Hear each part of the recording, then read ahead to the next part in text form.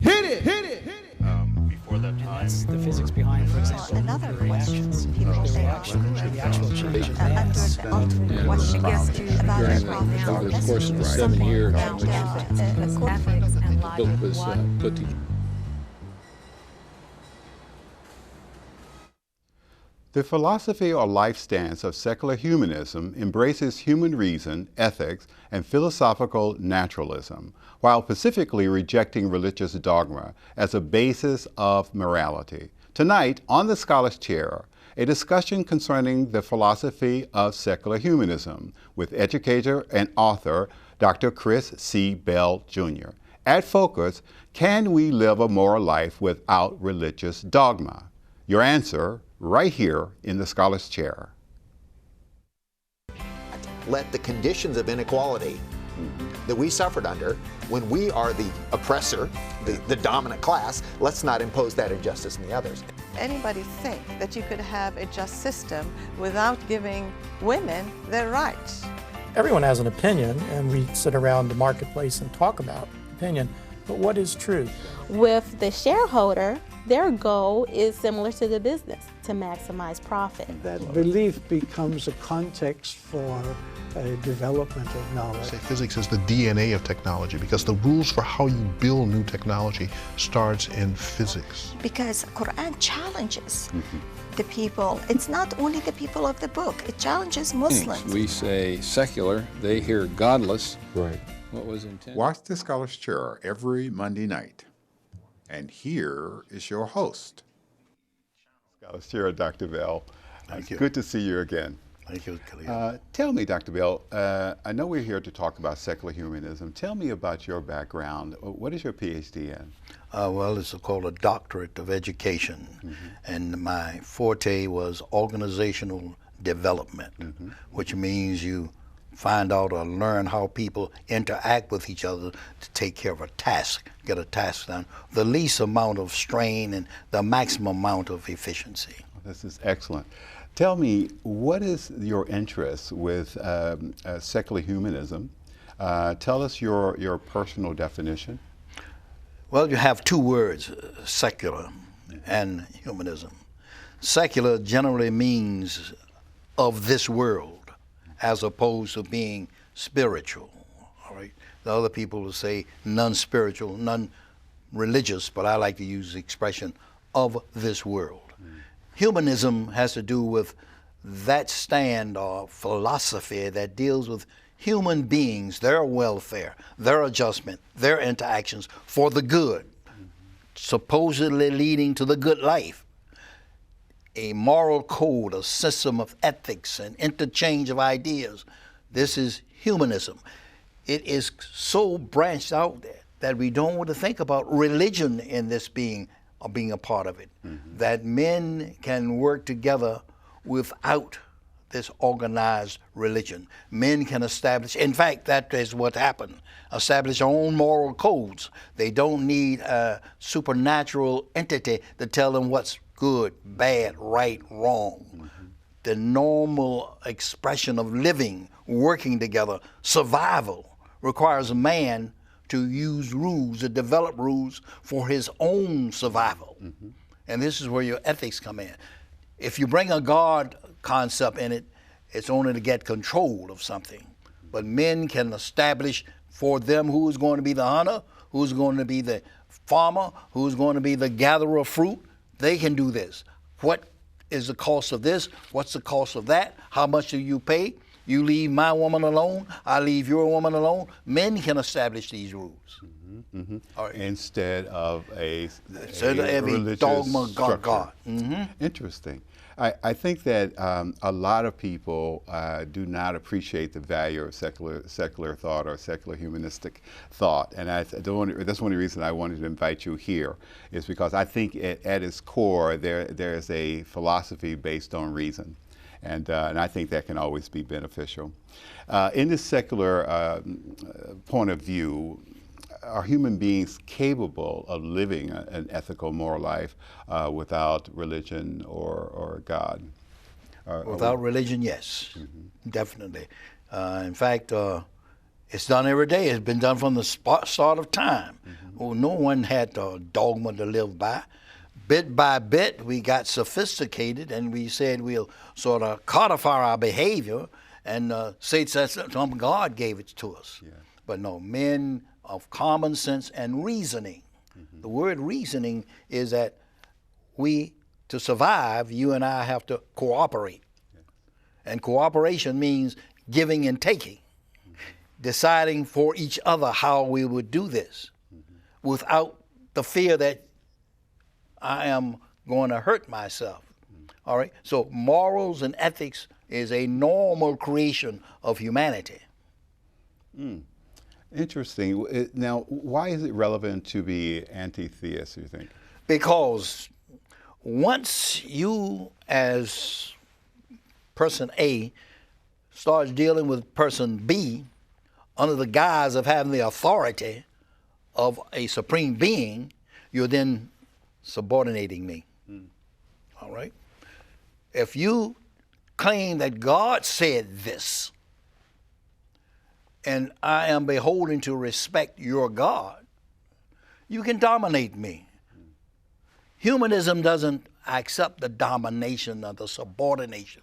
Religion does. Religion has in its own makeup a system of who is and who is not relevant to carrying out the laws. So once you bring religion into the picture, you have eliminated the basic, easy, normal interaction between humans, because you're saying now God's on my side, and that won't work.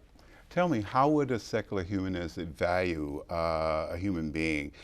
Human beings have, by their natural construction, certain capacities, and the capacities of knowledge, the capacity of moral excellence. How does a secular humanist make those distinctions? It's a learning process. It's not. We learn to deal with each other by dealing with each other. I learned what is needed to respect Khalil in working with him. He learns what's needed to respect me by working with me. There is no magic formula.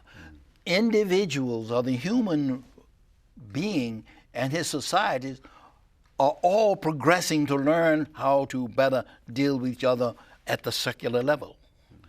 They have no authority that tells them this is how it is done. They must learn by trial and error. And we have a whole learning pattern of 50,000 years of our species on this planet living with some type of civilization. Civilization itself means we have learned to be civil. We have developed a code of ethics. We have developed a code of what not to do and what can be done that doesn't, in fact, impress or suppress someone else. In fact, if you want to think about it, when the first human beings, brothers, started living together, they had no religion. But as soon as they got their religion, according to me, that's where the fight started.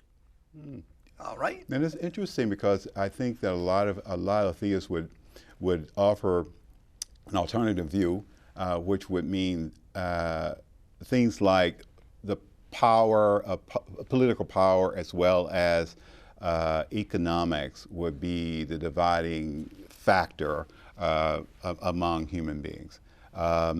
Desire for wealth that you had talked about earlier, desire for gold, all the gold, and it creates a lot of strife among human beings. How does a secular humanist deal with things like social injustice and economic injustice? We call reasoning. You have to understand that if I feel that you have mistreated me, somewhere along the line of our interaction, I'm going to get back. This is survival. Morals don't jump up because we want it to put a strain on ourselves. It is a necessary thing to control my land, and you control your land, I control my possessions, and we interact. All right? So it is a hit and miss deal, but religion has been no better.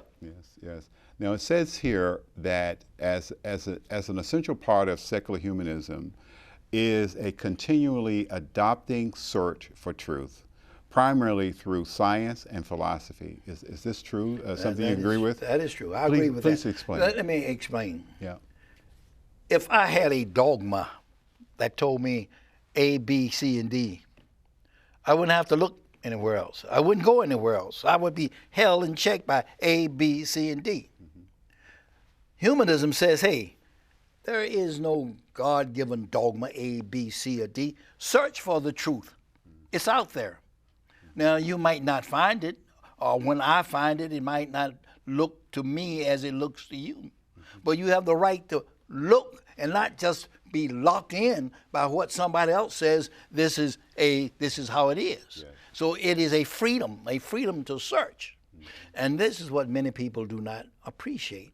If you can say, hey, the truth of what we say today may not be the truth tomorrow.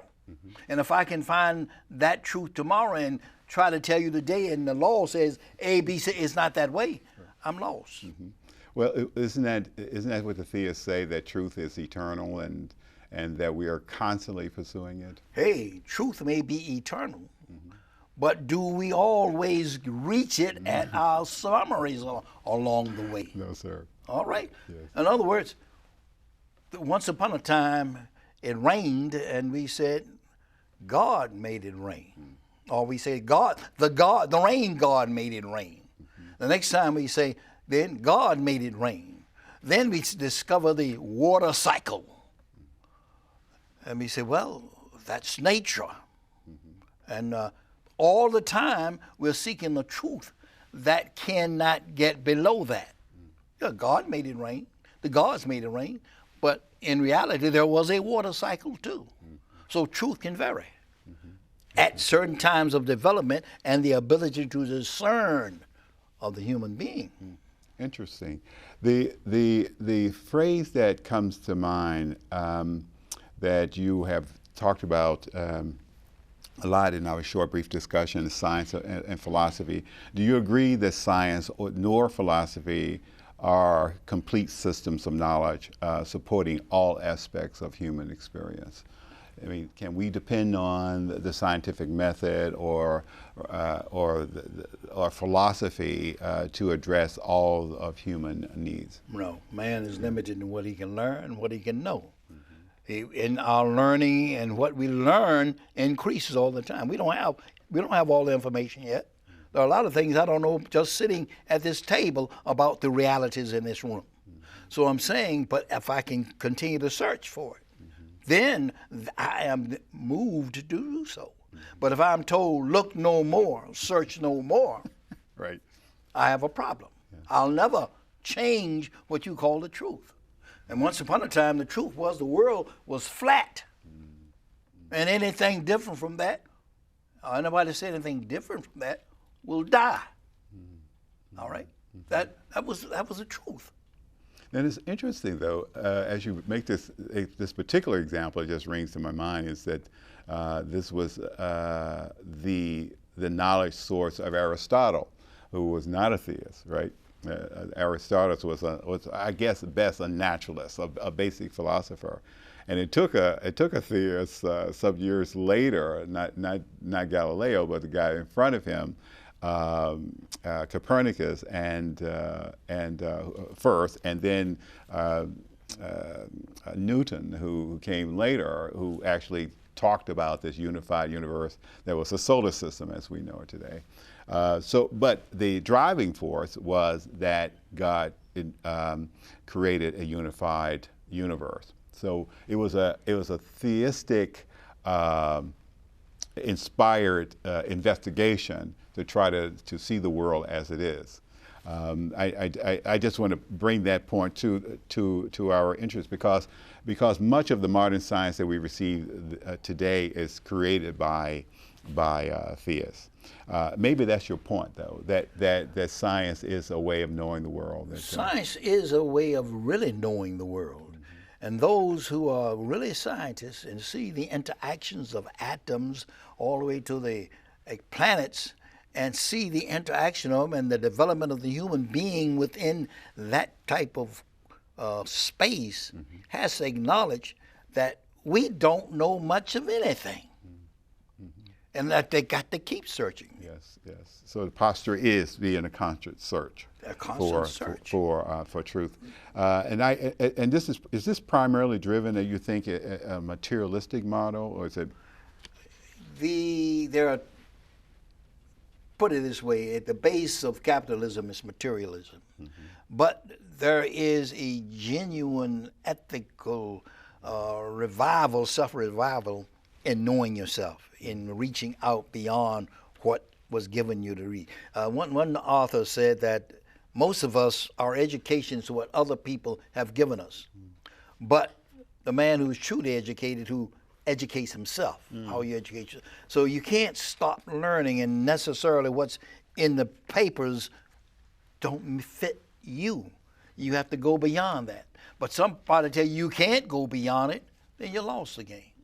So the search for truth is just a search of self-exertion, as I see it. In other words, you are actually developing the brain, the mind, the body, the whole sense of who you are by searching more.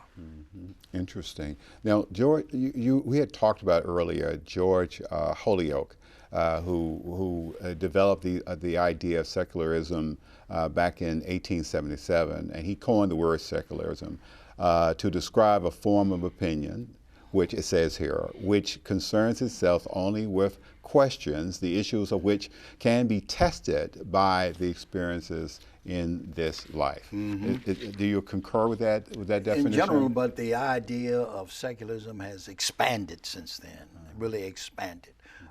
He came, in fact, if you want to, in reading about him, he was jailed for blasphemy. When he started talking about the ends of knowledge is not what you read in your Bible, right?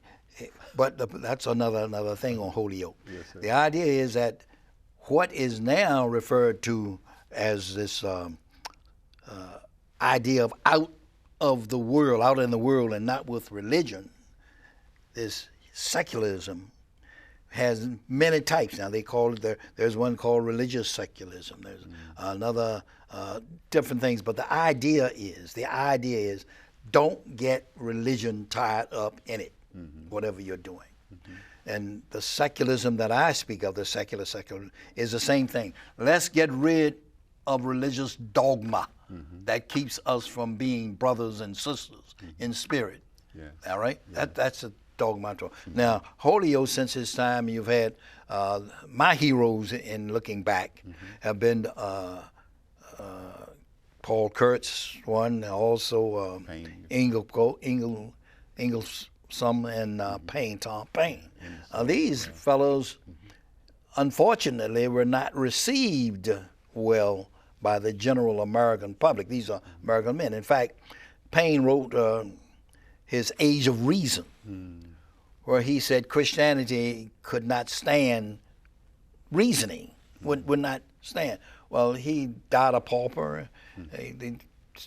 Nobody knows where he's buried now. They've moved. Ingersoll died okay, but nobody really wants to make a claim because he was against the normal religious beliefs of most Americans. All right. Kurtz, because he lived in our century about 25 years ago, is acknowledged by those that call themselves free thinkers, but he too is looked at as out of step with the general well-being and well-off citizens of America. Now, your personal view is not as far as Sam Harris or Dawkins.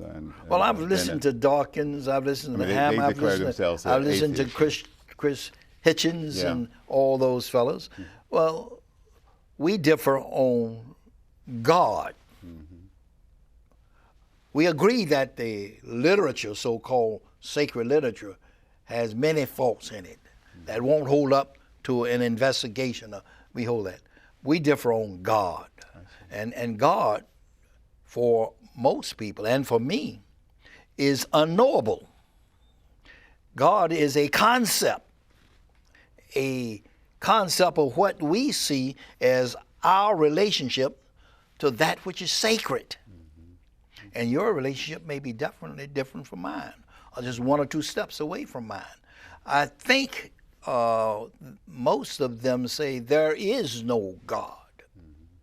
Well, I say I have a God consciousness. This is of the mind, and my God consciousness is nature itself. That's big enough to take from nature. I get everything I need to be created, to live, to die, to move around. There is no other God for me. In other words, I'm saying there is nothing supernatural. Nature is the end point for me. Natural, yeah, nature itself. Nature is. Now, how you define your God, I'm not going to tell you there is no God, because you got it in your own mind. You make your own God, okay? You determine from what you read, see, and whatnot, what God or who God or how God is. Yes. Every man does that. Some buy what the old prophets have said. Some do not. Some buy what Paul said. Some do not. All right?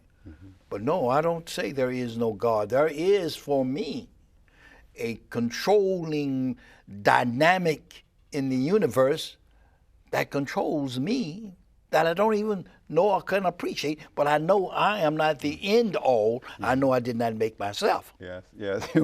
I concur. I was very interested in Augustine Comte, the founder of positivism, which I will never say again, I'm sure. And he was also a modern sociologist. He talked about the law of three stages, the law that moves human consciousness from a theological phase to a metaphysical phase into a totally rational phase, and thinks of the world as in positive terms. I haven't studied all his work, but I do know of the phases he's speaking of. Do you agree with him? You think that we're in a process, that humanity is in a process of evolution from theology to metaphysics? Oh, yes. We're moving from the barbaric stage to a sophisticated stage. Oh, yes. Human condition is bettering itself by humans. By humans, in spite of religion. But let me explain what I mean. If you went to the caveman and said, why do you build a fire outside your den? He'd tell you, keep the tigers away. All right? You go to the man about 100 years ago, you got a fire inside your house now. What do you do with that fire inside? I cook my food. He's moved the fire from outside inside. I cook my food. Now you're going to go to the modern man.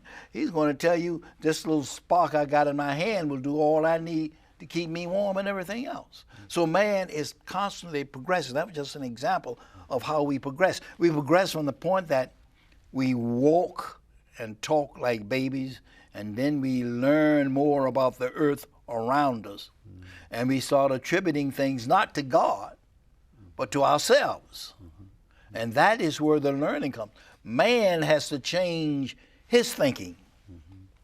The key to peace, prosperity, is not the belief in God, but man changing his outlook, his brain.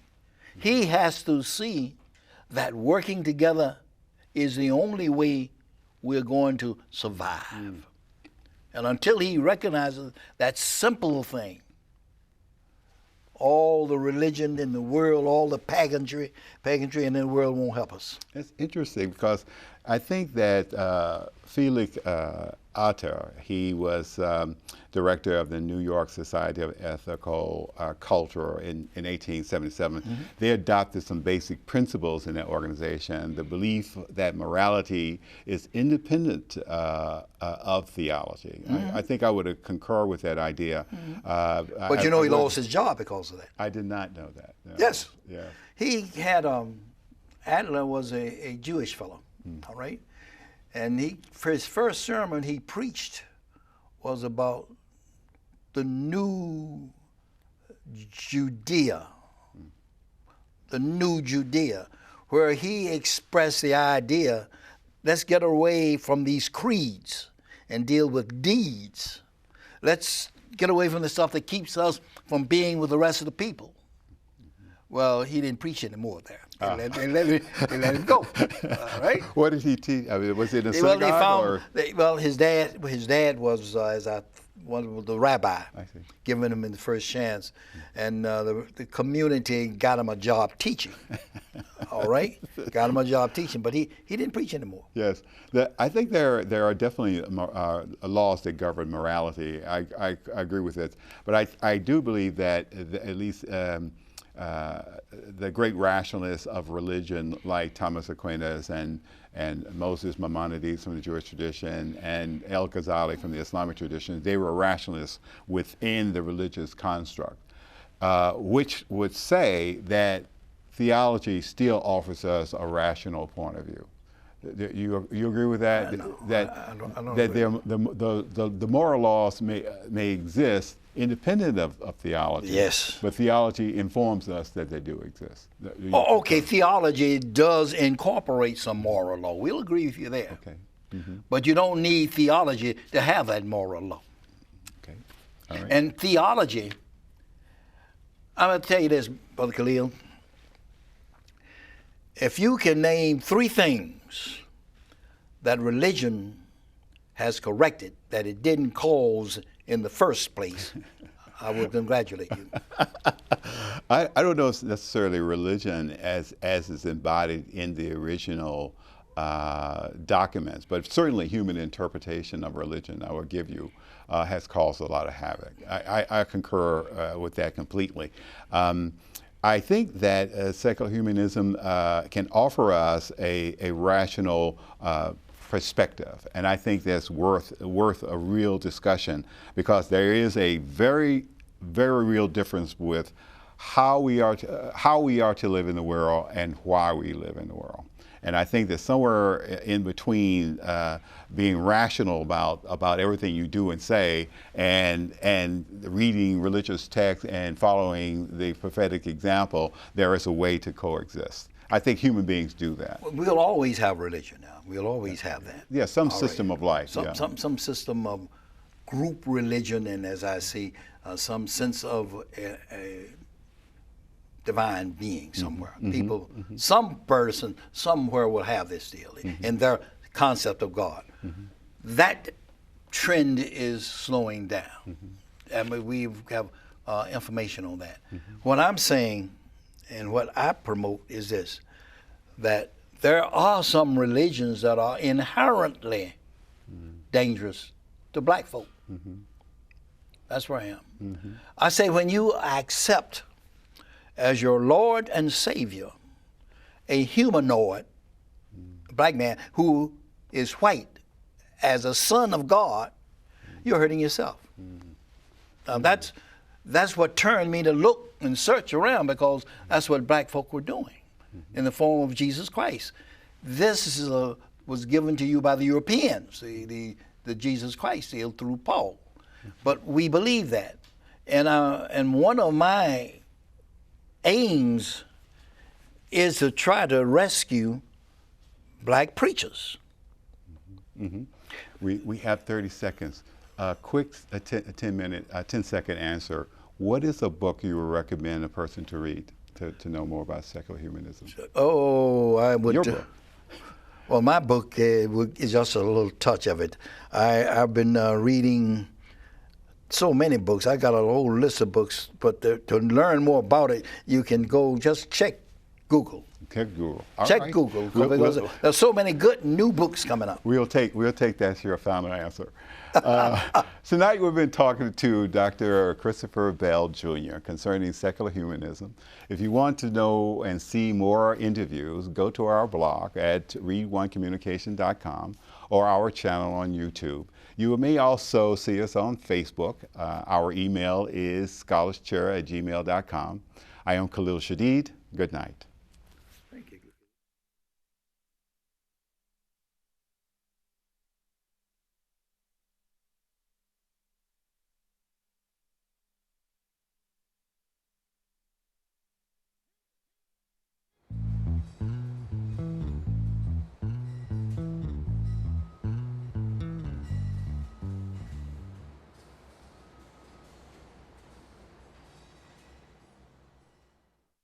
amazing.